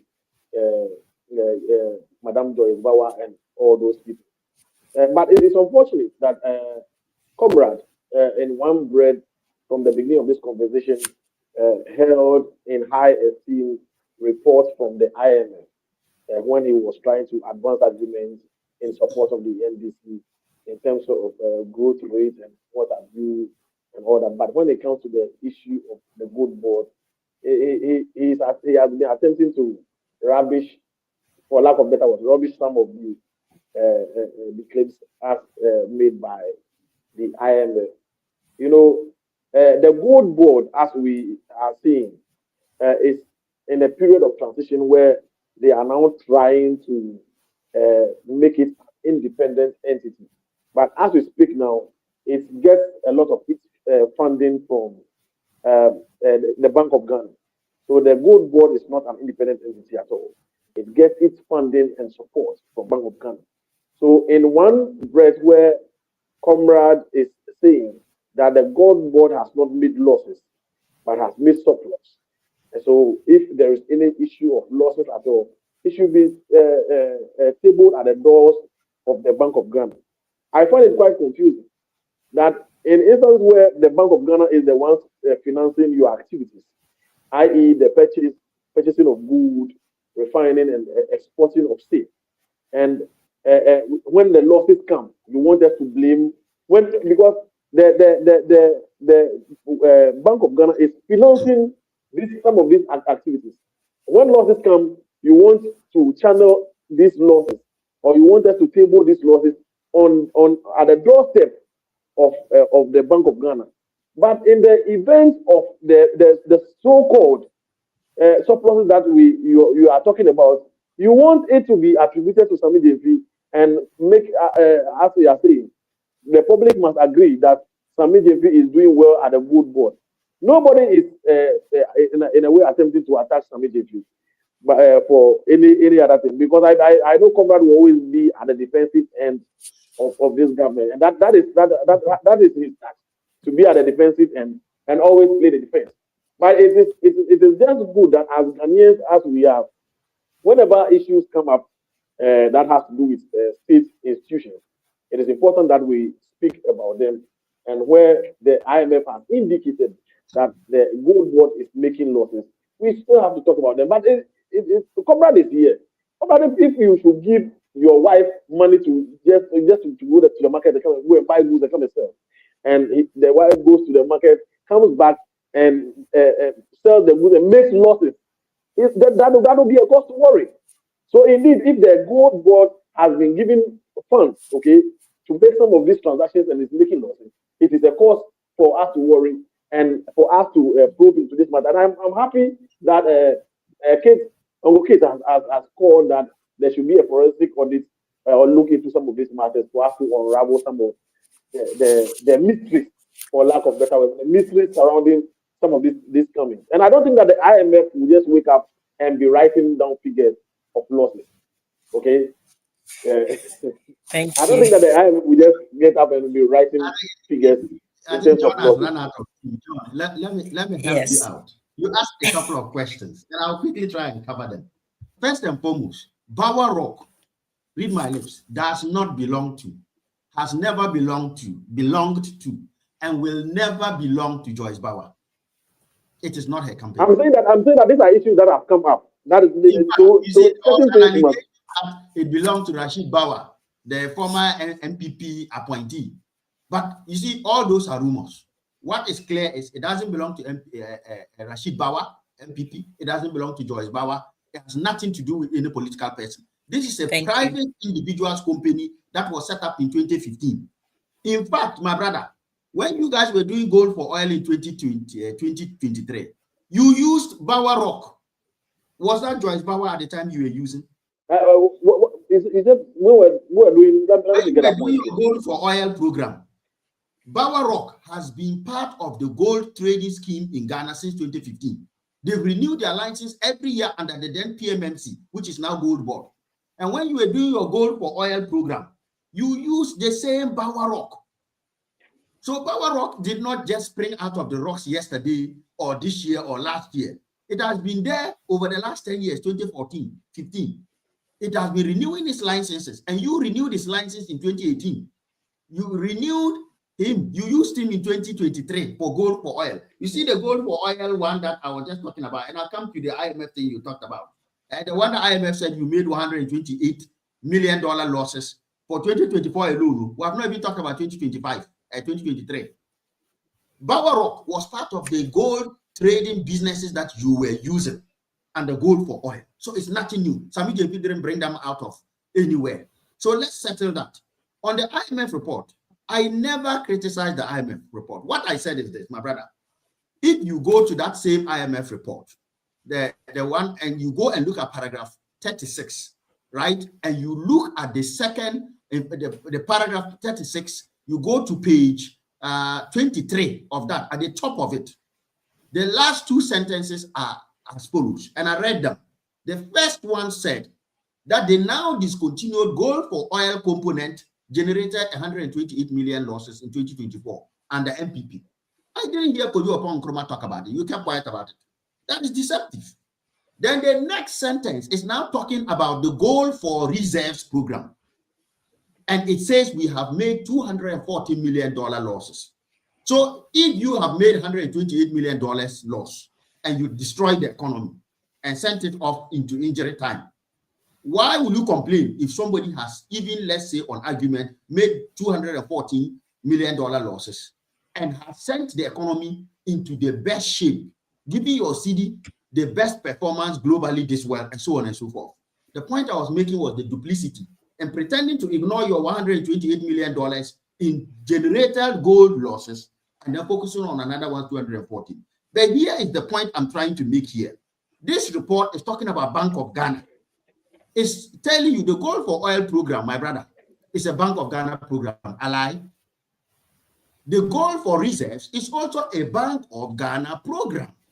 None of this is Gold Board. Unless if you tell me the gold for oil program, gold for reserves, is Sami JP's Gold Board program. That means you are also telling me that the gold for oil program was PMMC and not Addison and Baumia idea. So the point we make is PMMC then is now what we call Gold Board, which we restructured. This is a trading arm of gold. Just as Gold Board would do what PMMC was doing. They are not responsible for the monetary policies of gold for oil or gold for reserves. Only central bank can do that. So you can't even say gold for oil. It is not a financial or a fiscal policy tool. It is a monetary policy tool by the Bank of Ghana.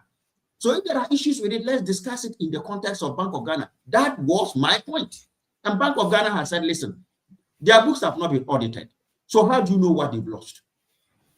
I'm an auditor. You don't tell somebody that, yes, it's good that Uncle Kid has called for the auditors. It's good you've called for the auditors. And that is the right thing to do. Let's wait, let the auditors come in. Let them tell us this is the substantiated loss. And this is the attribution of that loss. Then we can discuss and say, how do we get our central bank program? Because gold for oil made losses, no benefit. Gold for reserves is making some losses, even though with benefits. How do we keep the benefits without allowing the losses to creep up to the stage where they will lead us back to giving people haircuts? Because if you make too many losses, you whittle away your capital. That is the point I'm making. I'm not disputing IMF. I'm only saying IMF is talking about Bank of Ghana. Now, if you want to talk about Gold Board as the trading arm Gold Board, as we speak, Gold Board has not collected money from anybody, gone to buy gold and resold gold. It has been playing an intermediary role. If you look at the Bank of Ghana, the report from IMF, it attributes that 214 million loss to two things. Transaction trading losses with these artisanal and small-scale miners. And that is where my brother says that we may be buying gold from Galamsey small-scale miners. Potentially, yes. That is why Gold Board has set up the gold traceability program, Uncle Kit. Because at this stage, we don't know whether who we are buying from is a legal or illegal miner. Steps have been taken to ensure that the gold buyers don't buy from what? Illegal miners. However, the best way Gold Board can certify that is by implementing what? The traceability program. So that if we trace the gold you just brought us as a buyer for us to aggregate to a Galamsey place, we'll strike you, the buyer, off the list of licensed buyers from Gold Board. So that is a risk, Uncle Kate, and Gold Board is working on it. Fantastic. But back to my point, my brother. What I am saying is that the 240 million loss is supposedly an unaudited loss at Bank of Ghana. How do we resolve that? Let Bank of Ghana tell you these were the objectives of the Gold for Reserves program. These are the attributable costs. These are the benefits. When you do your revenue minus your cost, then you see whether you made a loss or a profit. You don't just take the cost alone. I go to work.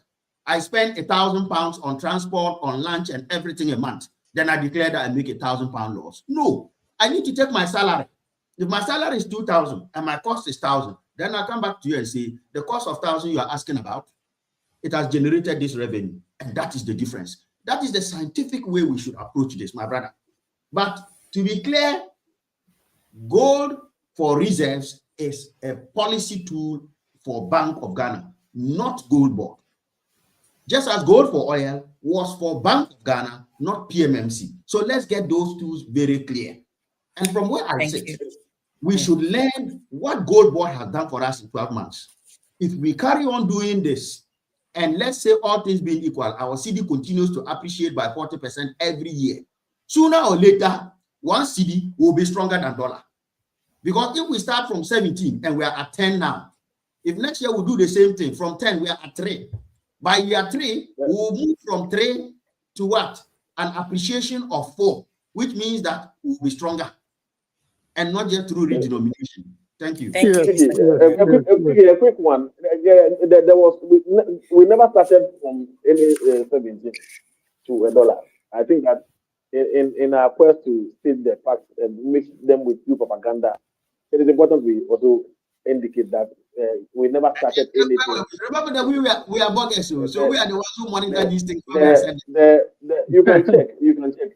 Before we left office on December 7th, 2024, it was 14.7. $14.7. And it's now what? It's now 10.2. So I'm just trying to correct that there was no there was no point that. Thank you. Point accepted. Was 14.7. Now it's 10.2. So we have shaved off 4.5. Who pay we are open there, my brother? Thank you, Mr. Conrad. It's getting hot in the studios. Dear viewers, let's go for a quick commercial break. We'll be right back. Okay. That dream of studying and working abroad has been made much accessible to everyone, including you. So worry less about how you're going to get there, because we always make it happen. This is Step Finders Ghana Limited.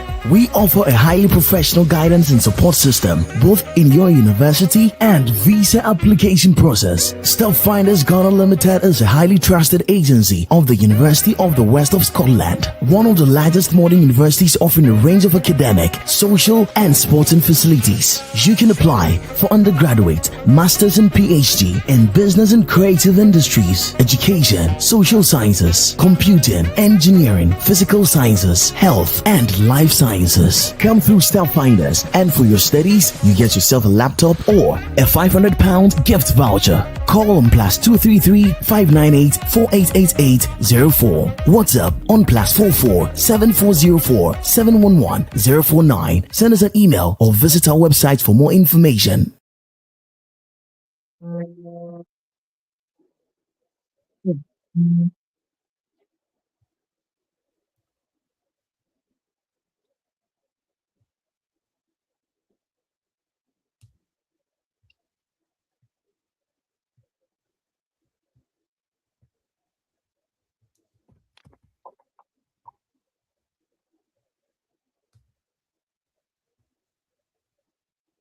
I think the sound is not coming. I don't know if we are still.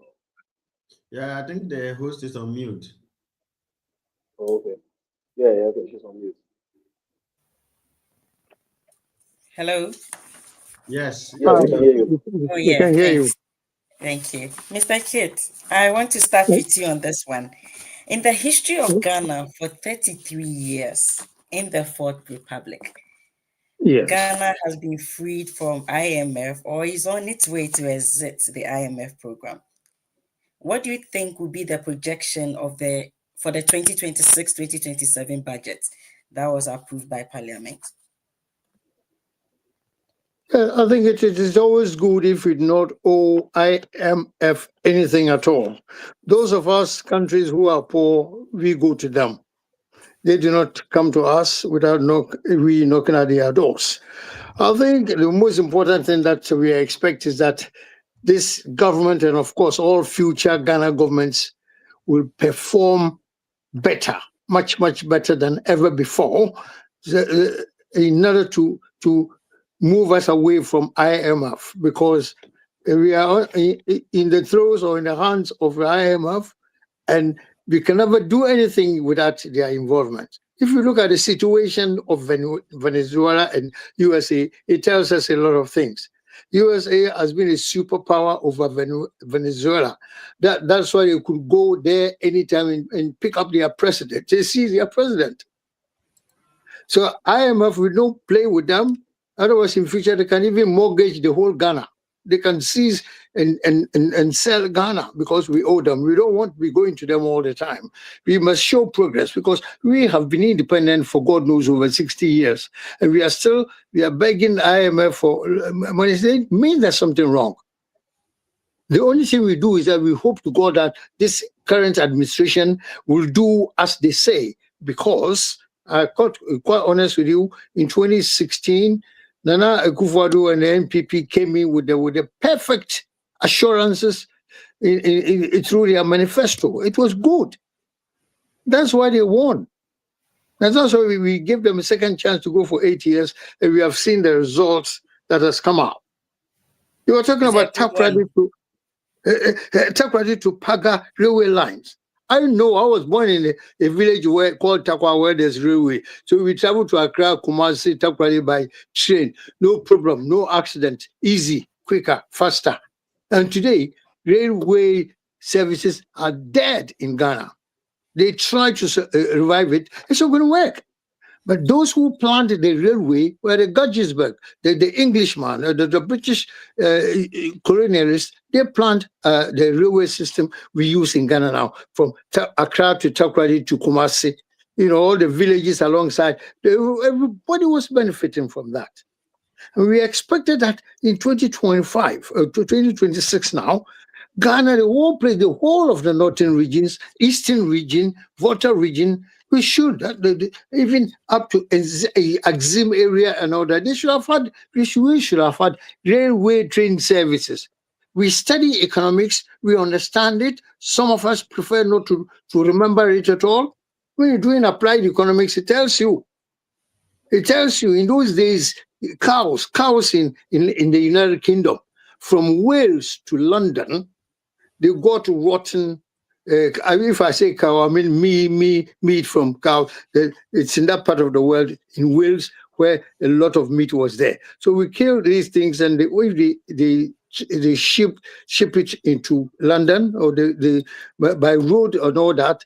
50% of the meat get rotten before they come to they reach London.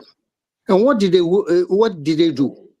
They introduced container refrigerator containers, where when they got the meat, they put it in the fridge on the train to travel to London, so that they supply the people of Greater London, you know. And this is how they began, and they are going ahead. The reason I'm saying this is that most of every Ghanaian who has done real economics, not basic, but applied economics, will understand that. And I believe we've got most of them in the Ghana government today and yesterday and years ago. We do not seem to put that into practice. That's why we are where we are.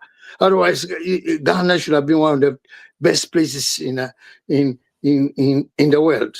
You know, we could have come to the level of the I don't want to say civilized, but updated world, if like the Europeans. So that's a good question you've asked me. I'm sorry, the answer I've given it to you is very short, but in future I can give about 5 pages of answer because that's an important question. Thank you very much. John, can I come to you on this? What's your response? In the first, the first year of the NDC, we're talking about 33 years down the line, and a Ghanaian citizen can boast that I'm not owing any debt with the IMF. And then we see the 2026-2027 budget. So what is your projection of the economy for this year and next year? Right. Thank you.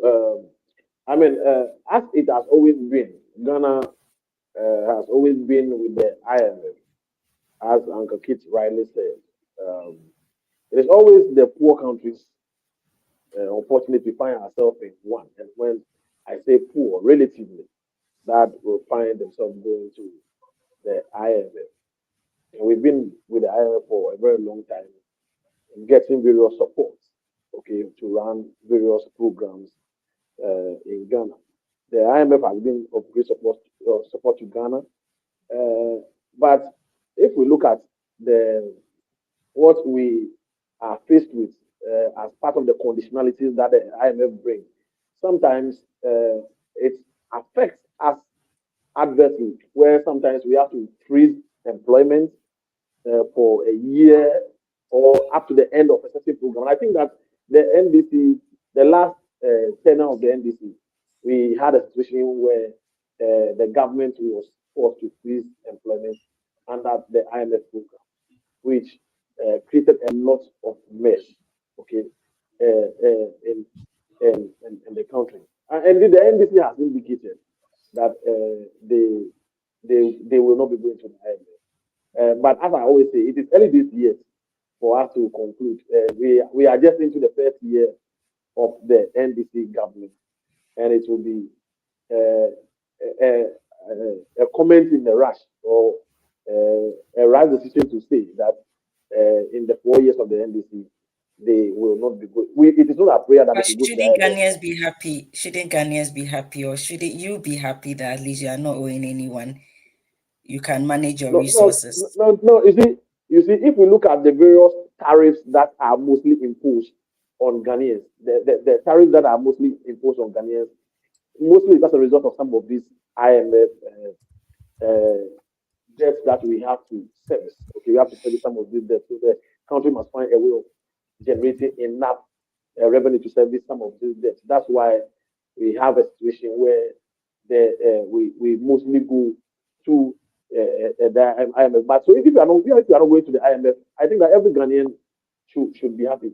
But the question is whether we can trust the NDC to the end of their tenure, that they will not be visiting the IMF. Is also something that we will be looking at, because we've had, as I said earlier, we've had the President John Mahama campaign based on deceit to the public.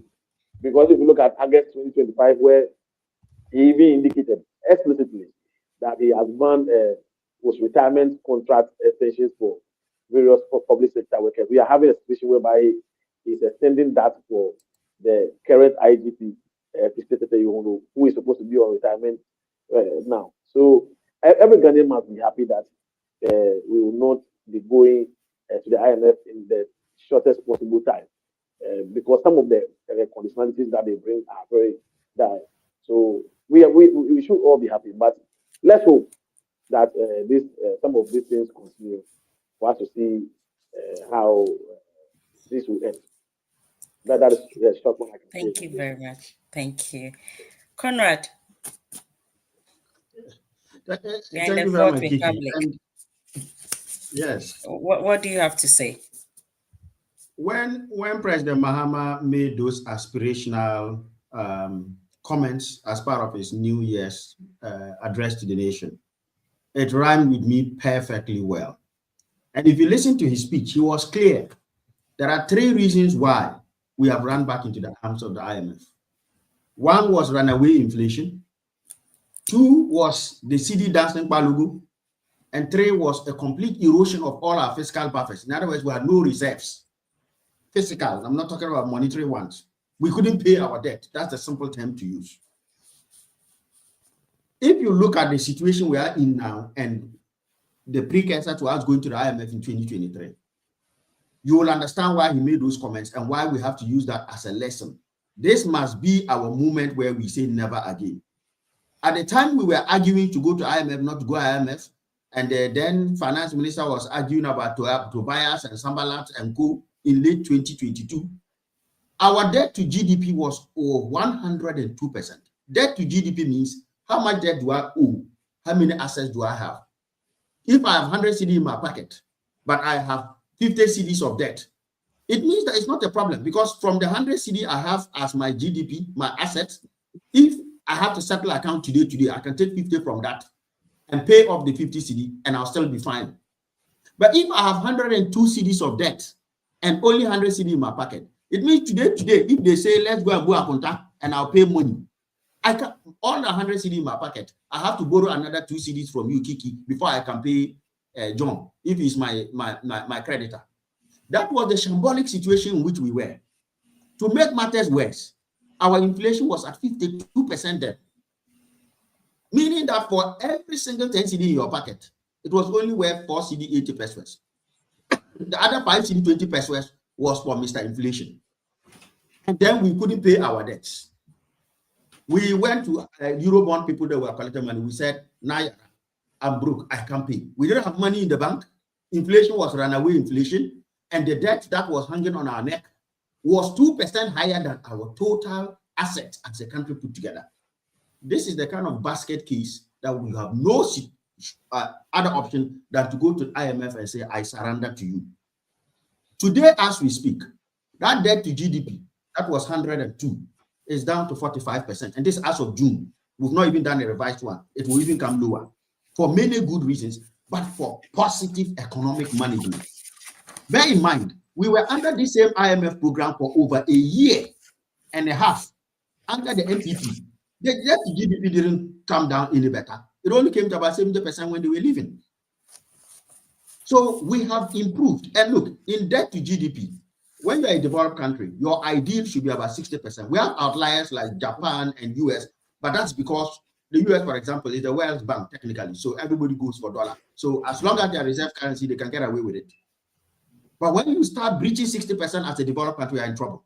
When you are a developing country like ours, the benchmark is 40%. So all things being equal, if the benchmark was 40%, we multiplied it by 2 to 80, added another 20 to 8, and added 2 as Jara to get to 102. Today, we're at 45%, which is closer to the benchmark. We have enough money to pay. The finance minister just paid off the last $750 million of Eurobond. That goes back to the days of President Kufuor, when President Kufuor took, remember the $750 million, the first time went to Eurobond. We have been able to marshal enough resources to pay. So the 3 reasons that took us to IMF are technically no longer in existence. We are solvent enough to pay our debts. We have got enough, inflation is down to single digit 6%, and our debt to GDP is down to 45%. That aspiration, I rhyme with what President Mahama says, because we can't carry on going to IMF. We only go to IMF when we agree that we have messed ourselves up. And we all agreed Okoriata and the MPP messed us up. Now that we have found our mojo back, now that through local policies, homegrown policies, our own gold bond, that Zambia and other countries are coming to learn from, we have discovered the path. We have discovered the road to salvation. Let's keep the fiscal discipline. Let's keep gold bond so that we continue to increase our reserves. Let's make sure we channel our gold resources into working for the economy as it's currently doing. Let's keep fiscal discipline as Atuposin is. You remember last year, 2025, my brothers were complaining that Atu is not spending. It is that spending that got us bankrupt and got us to 102%. We want a finance minister like Atu who only spends when he needs to, not when he wants his cuts. That is the kind of finance, and we carry on with this prudent economic management. Fiscal consolidation, which is what the IMF is praising us for. Prudent monetary policies like the Bank of Ghana is engaging in gold for reserves, which is turning around the economy. With proper fiscal and monetary policies working together, I'm telling you, we don't need the IMF. The UK was in the arms of the IMF in the 70s. They made a decision never again. what President Mahama is doing, if we carry on like this for 4 years, which I know we will, President Mahama is leaving a legacy. We have changed. All the I see John is smiling because you are in the year of legacies. You are in the era of legacies. All the metrics you are seeing now are unprecedented. We've never had this fast rate of de-inflationary pressure in our history. Since 40 years, we've not had this amount of CD appreciation. If we carry on like this, why will we need IMF? We are paying our debts. Inflation is not very high. For the first time, food prices are actually coming down. In fact, President Mahama has surprised most of us as NDC. We knew he was going to stabilize the economy. Little did we know that the man was going to make a mockery of what you call stability. He was going to overstabilize and make Ghana what Ghana should be. This is the proper resetting. And I see John is smiling. If President Mahama was an MPP man, John would have been wearing a tiara and a crown and celebrating now. Great for Ghana. This is some of the propaganda we keep talking about. I mean, definitely some of these shots will come in. But, you see, so okay. I tell you, carry on wearing white. When you go to church, pray for John Mahama. Pray that this economic miracle carries on so that we will be the next Singapore, the next Malaysia, the next Taiwan, the next Japan, the next China in this country. But we are on the right track. I know my brother John agrees. Thank you. As we wrap up, let me go around just one round before we wrap up. Let me John, I'm coming to you. Okay. Yes. Kikie, I said this from the beginning, and that it has never been the prayer of any Ghanaian that the country should fail. And whether you are NDC or MPP, we wake up every morning praying that at least things should go well. Because when things fail, it doesn't only affect people in the NDC or people in the MPP. It affects every Ghanaian. Are you applauding the NDC? No, I'm making a point. Let me make my point. So issues of fuel prices, issues of food prices, and all that affects every Ghanaian. So it has never been the prayer of anyone that we should wake up and then we should see the country fail. Yes, but having said that, we can only wish John Mahama and the NDC well, right? We can only wish John Mahama and the NDC well that in the coming year, Ghanaians are still expecting that the 24-hour economy will be rolled out, where we'll have one job, 3 shifts, and all that. Ghanaians are also expecting that food prices will come down. Ghanaians are expecting that they will end Galamsey as they have said in the 2024 manifesto, and as has been publicly mentioned by the likes of Samidi, Sam George, among others. Ghanaians are also expecting that the confidence. That's why I told Comrade that if we have about 57.06% of Ghanaians voting for John Mahama, and Comrade is sitting here telling us and telling our viewers that 56% of Ghanaians are confident in the NDC's government so far, I think that is something that he should be worried about. He, as an NDC chairman, should be worried about that. What happened to the 1.06%? Have they lost hope in the NDC? And I think that the issues of Galamsey and other issues can account for some of these things. So we wish the NDC well. And I think that I am very happy for this conversation. And I subsequently, Comrade, we will have a very deep conversation. That's I can assure you that. I was about to ask you what advice do you have for this government, but it looks like you've answered me and you've answered our viewers. So let me go straight to Mr. Kit. Mr. Kit, what advice do you have for this government? Well, thank you. I advise the Ghana government to be consistent and persistent on achieving the aims and objectives they set out to be implementing. They clear 1 year, 3 more years. So, His Excellency, I pray that he get the strength and the team. He cannot do it on his own. I wish him a proper team. He must inspect the team from time to time, monitor them. That's what the old Kwame Nkrumah started doing. That's why he built Peduasi Lodge. That's why on every New Year's Day, I remember Nkrumah was in at University of Ghana with a chalk. In those days was a blackboard, a chalk in his hand, lecturing his own ministers, and that was beautiful. That was not that just teaching them; he was really communicating to them in two ways. It was beautiful. We want Mr. Mahama at this stage. He's acting impressively, and I wish he goes on from better and better until the next 3 years before MPPs is starting their flag bearership race at the end of this month. If I was MPP, I would postpone it to two more years, because we still remember how badly, honestly, they served us for 8 consecutive years. Unfortunately, I'm saying that, my brother, I'm saying that to make you, to encourage you, because the roads in Ghana are still very poor. The roads in Ghana are still, even southern region. What about the northern region? Forget about the northern region. I'm saying, if I say forget, we don't think about northern region at all. We do not. Even Accra, we are struggling in Accra and Kumasi.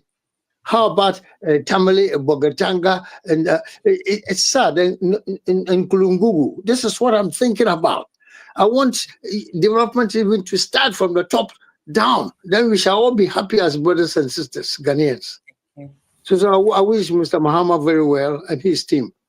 And even I pray that the MPP supports them. We all have to support Mr. We are supporting. We are supporting. You have to help us, because it is the same Ghana. They are the same thing. So please, I hope to God is listening to our prayers, and we wish him the best. We can only wish him the best. And after that, my brother John, let we also come in. Nkrumah's children, CPP, PPP, and the rest. Let us also pray for us also to come in before NPP will come in, maybe in the next 25 years. Then will be a happy place. Because we started Ghana. Nkrumah started Ghana, nobody else. So that's why I'm saying so. Thank you. Thank you, Uncle John. Initially, NDC were saying that MPP wait for 2048. But you see, my brother Kikie also has said you should wait for 25 years. So if we add 25 to 2025, it means you are now going to 2050. And because then everything will be fine. Everything be fine. But seriously, Uncle John, look, we are working hard. President Mahama has heard you. His work in guaranteeing himself, speaks for itself. There have been forget about the third-term agenda and focus on the work. Forget about the third-term agenda and focus on the. We are working, and that's why. Let me give you another one. If you go to Joy FM, you see Global Info Analytics. 47% of Ghanaians have said that the situation with Galamsey has improved. Only 10% say it's worse. And by the way, when you do your analysis, when I said 56% of Ghanaians are saying that their livelihood, the economic condition has improved in the last 12 months. So from 2024, December 2024 to December 2025, they're telling you 56%. And that is correct. That is 56% of the entire 34 million Ghanaians, not the 12 million that are on the electoral register.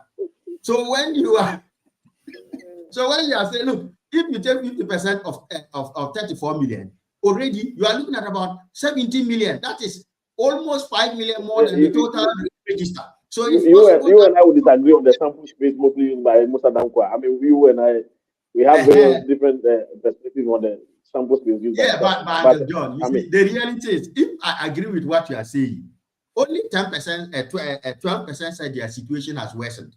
So if we agree that 56% are aligned with the 58% that voted for President Mahama, it means the 12% is also aligned to the 38% that voted for MPP. Meaning MPP has dropped from 38.2% to 12%. That is dangerous for you, my brother. If God should grant that wish, as Uncle Kate said, it means you will even be here till 2070. And we don't want that to happen. Any last words for the government? What advice? Please, in 60 seconds. I think that the government is doing a great job. Everybody agrees. They should keep calm and carry on. Those are my words. keep calm from the storms of propaganda coming. Sami JP is safer than the word safe. Bank of Ghana has got our 1,001% absolute support. The Minister of Finance, Honorable Tuposon, has got our unquenching, undying support. President Mahama, of course, is beyond his peers, far above them. He is solidly on track. He's got our support. They should keep calm and carry on, as the old Englishman would say. We want more of the same as we saw in 2025. That's my message. Absolutely. Thank you, viewers. Let's go for a quick commercial break before we wrap up. Stay tuned. That's it.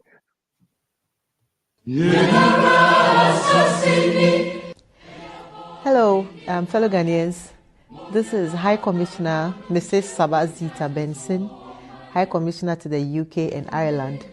I just want to wish all Ghanaians a happy new year, especially Ghanaians living in the UK and Ireland, and everyone else living in our host country, happy new year. Last year was very successful for us as a mission. We deepened bilateral relations with the UK. We also deepened relations with the diaspora here in the UK through various means, through church visitations, through market outreach, through our own programs that we organized, for instance, like the first ever Christmas carols that we organized at the Church of Pentecost. We also brought in the Ghana card. And as we speak, so far, we have about 241 applications, successful applications on the Ghana card, people who have received their Ghana card. We also resumed our mobile passport services. We did Manchester and we did Dublin. The first quarter we'll be doing Birmingham. So we are looking forward to greater things in 2026. We are calling on everyone to collaborate with us, to work deeply with us. We want to get closer to the people in the diaspora. So as a mission, you'll be seeing us in your communities. You'll be seeing us working with you. We are looking at, for the first quarter of 2026, having some business forums, business summits. We encourage you to look forward to our business summits that we'll be organizing soon. Details will be out soon. So if you're interested in doing business in Ghana as a diasporan or as a business person, when the details come out, you can join us. I also encourage all Ghanaians to register on our website. We want to have a proper database of Ghanaians living in the UK and in Ireland, so that we will be able to know who is who and who is where, just in case of an emergency. So please go online and do register on our website as a Ghanaian. I wish you all a very happy new year, blessed new year. May 2026 be better for all of us. And as a mission, you can definitely count on us. Thank you. Happy New Year.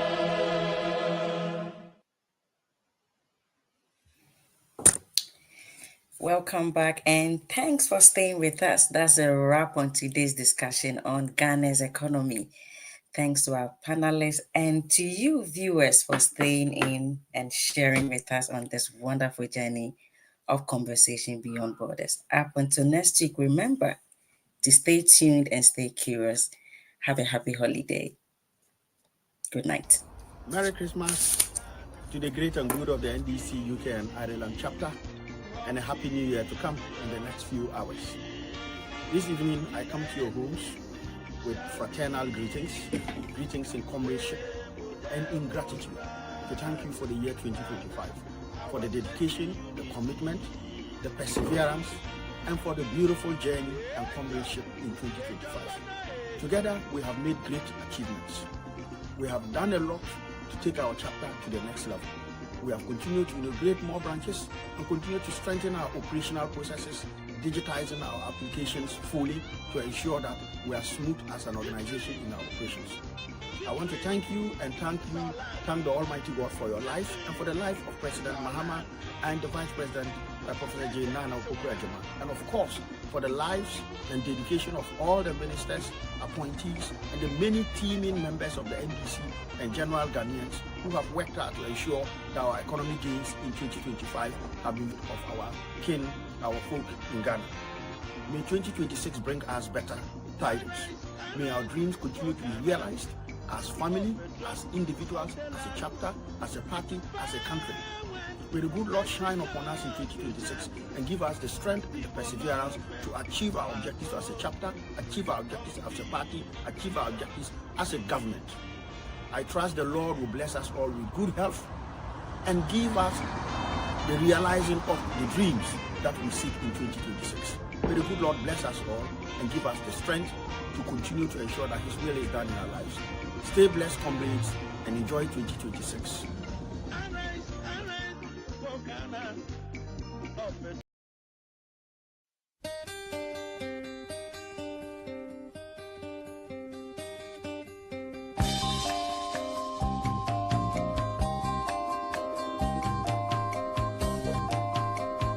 You've been gone, it's an empty home.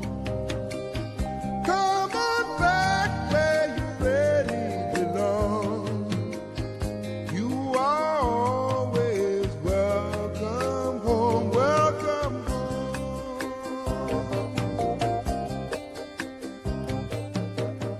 You've been kept down for much too long. Stand up, please, and say I am free.